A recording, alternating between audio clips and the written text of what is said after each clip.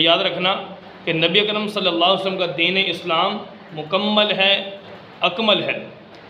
تو گویا جب جانور کو ذبح کرنے کے طریقے کے حوالے سے یاد رکھیں کہ جب اس کے اوپر تحقیق کی گئی تو ہماری سائنس نے، دوسرے ان لوگوں نے تجربات کیے جانور کو ذبح کرنے میں کہ بھئی جانور کو تکلیف کم سے کم ہو، کون سا طریقہ اپنایا جائے۔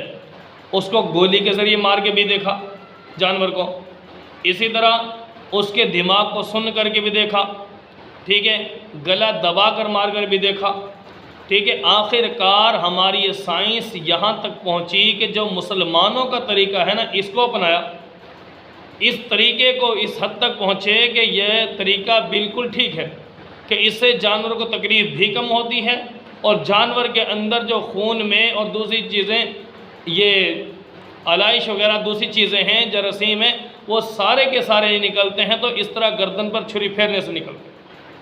تو دیکھیں اللہ رب العالمین نے ایک ایک جو کام کرنے کا حکم دیا، جس طریقے پر کرنے کا حکم دیا، تو پیارے نبی صلی اللہ علیہ وسلم کی شریعت اس طور پر اس پر عمل کرنے سے کہ انسان ہر قسم کی بیماریوں سے بچ جاتا ہے۔ کوئی بھی دین اسلام کا کام لے لیں، نماز لے لیں، رکوع کرنا، اس میں قیام کرنا، سجدے کرنا، رکوع میں ہاتھ کہاں پہ رکھنے ہیں اور اتحیات میں کہاں پہ رکھنے، ایک ایک عمل پہ آج ہماری سائنس تحقیق کر چکی ہے کہ ایک ایک عمل جو بھی اسلام نے بطور عبادت کا دیا ہے نا، وہ پر حکمت ضرور ہے۔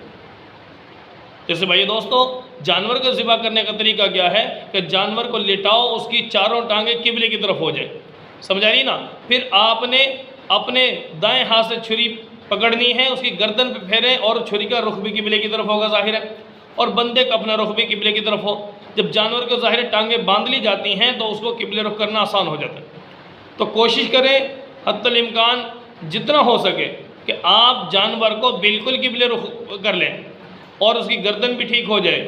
تو اس میں سنت طریقہ یہی ہے کہ بسم اللہ اللہ اکبر کہہ کر چھری پھیر دیں۔ اس میں 4 جگہ ہوتی ہے گردن میں، کھانے کی نالی ہے، سانس کی نالی ہے 2، اور 2 خون کی نالی ہیں۔ اب یہ جو 2 خون کی نالی ہوتی ہیں یہ کٹ جائیں، اس کے ساتھ ایک کھانے کی کٹ جائے، سانس کی کٹ جائے، چاروں کی چاروں کٹ جائے تو بہتر ہے، اچھا ہے۔ لیکن بعض دفعہ ایسا بھی ہو جاتا ہے کوئی رگ رہ بھی جاتی ہے، ممکن ہے اگر یہ 3 رگیں کٹ جائیں تو بھی حلال ہو جائے گا جانور۔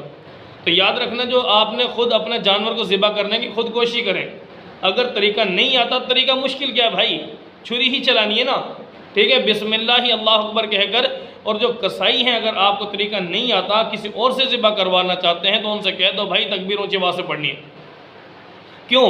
آج کل یہ کاروبار بن چکا ہے۔ پہلے مسلمان ہی اپنے جانور قربان کرتے تھے، ذبح کرتے تھے، خود ہی بناتے، آج کل یہ کسائیوں سے کام لیا جا رہا ہے، اور کسائیوں میں مسلمان بھی ہوتے ہیں، غیر مسلم بھی ہوتے ہیں۔ تو ظاہر اگر غیر مسلم سے آپ نے ذبح کروایا تو یاد رکھنا آپ کا وہ جانور حلال نہیں ہوگا، جانور ضائع ہو جائے گا، حرام ہو جائے گا، قربانی ضائع ہو جائے گی آپ کی۔ کیوں؟ وہ کافر اللہ کا نام لے گا نہیں، جب اللہ کا نام لے گا نہیں تو پھر بغیر اللہ کا نام لیے جانور ذبح کرنے سے جانور حرام ہو جاتا ہے، گوشت بھی کھانا جائز نہیں ہوگا۔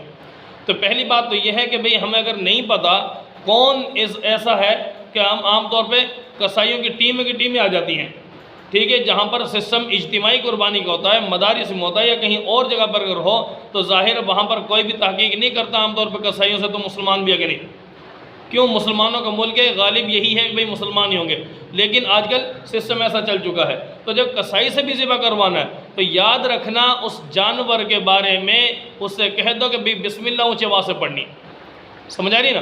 جب بسم اللہ اونچی آواز سے پڑھی جائے گی تو پتہ چل جائے گا کہ یہ جانور حلال ہو چکا۔ اور اگلی بات یہ رہی کہ اگر خود انسان ذبح کرنا چاہے تو بہتر اور افضل یہی ہے۔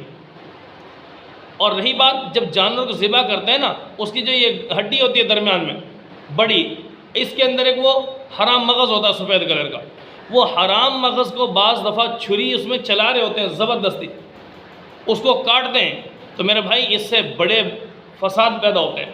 ایک تو اس سے تکلیف زیادہ ہوگی، جانور کو فضول قسم کی تکلیف، وہی جان نکل جائے گی، 1 منٹ اوپر لگ جائے گا، 2 لگ جائیں گے، کیا ہو جائے گا؟ صرف 4 رگیں کاٹنے کا حکم ہے، اس حرام مغز کو کاٹنے کا حکم نہیں ہے۔ اس سے ناجائز ہے یہ کاٹنا، یہ مکروہ تحریمی لکھا ہے علماء نے۔ جانور کو بلا وجہ تکلیف کیوں دے رہے ہو؟ کیا ضرورت ہے؟ ایک بات۔ دوسری بات یہ ہے کہ اس کے ذریعے سے اندر کے جو ہے نا یہ جراثیم وغیرہ خون مکمل طور پر نکل نہیں سکے گا. سمجھ آ رہی ہے نا؟ ہاں جانور کو ظاہر ہے جب اس کو کاٹ دیا تو جلدی ٹھنڈا ہو جائے گا، اور ہماری کیا سوچ ہوتی ہے بھی تاکہ جلدی جان نکل جائے، جلدی ٹھنڈا ہو جائے. جانور کو تڑپنے دو. کیوں؟ اگر یہ ایسا ہی معاملہ ہوتا، ترس زیادہ آپ کو ہی آ رہا ہے، آپ ہی رحم دل ہو گئے، تو پیارے نبی صلی اللہ علیہ وسلم کو نہیں پتا تھا ان باتوں کا؟ نعوذ باللہ. نبی صلی اللہ علیہ وسلم کتنے اونٹ ذبح کیے ہیں، کتنے جانور اپنے ہاتھوں مبارک سے ذبح کیے ہیں.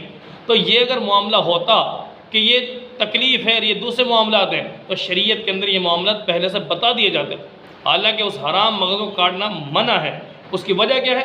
وجہ یہ ہے کہ اگر آپ نے کاٹ دیا تو جلدی ٹھنڈا ہو جائے گا. جب جانور جلدی ٹھنڈا ہو گیا تڑپے گا پورا نہیں، تو سارے خون نہیں نکلے گا اس کے اندر سے. جب تڑپتا رہے گا تو اس سے سارا کا سارا جو حرام خون ہوگا سارا کا سارا بہہ جائے گا. تو اس وجہ سے شرعی طریقہ بھی یہی ہے. اور چند ایک مسائل میں نے بتا دیے. جب تک جانور ٹھنڈا نہ ہو جائے اس کی کھال کو ہاتھ نہ لگائیں. عام طور پہ کسائی کیا کرتے ہیں، ایسے ہی گردن کے اوپر سے چھری چلانا شروع کر دیتے، کھال کو اتارنا شروع کر دیتے ہیں. یہ بھی ناجائز ہے. کیوں؟ جانور جب تک تڑپ رہا ہے، جان نہیں نکلی، اس وقت تک اس کو ہاتھ نہ لگاؤ، چھری نہ لگاؤ. تڑپنے دو، خوب تڑپے گا، خوب اچھی طرح خون نکل جائے گا، وہ گوشت بھی پاکیزہ، اس کے اندر سارے معاملہ صاف ہو جائے گا.